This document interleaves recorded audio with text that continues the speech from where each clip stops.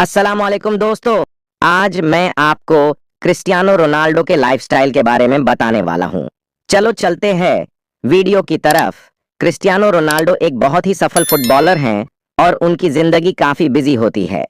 उनकी daily routine बहुत strict है और वो अपने फिटनेस पर बहुत ध्यान देते हैं। सुबह उठने के बाद वो तुरंत अपने जिम में जाते हैं और 2-3 घंटे तक वर्कआउट करते हैं।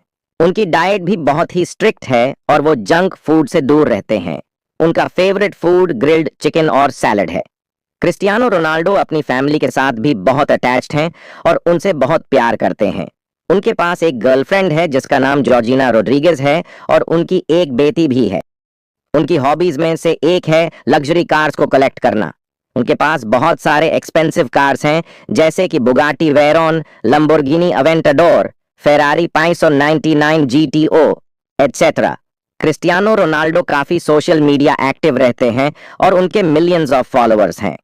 वो अपने फैंस के साथ अपनी लाइफ के मोमेंट्स को शेयर करते रहते हैं और उनके साथ कनेक्ट भी रहते हैं।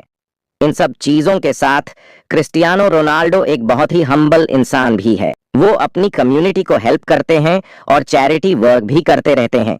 तो ये थे कुछ क्रिस्टियानो रोनाल्डो के लाइफस्टाइल के बारे में। मुझे उम्मीद है कि आपको ये वीडियो पसंद आया होगा।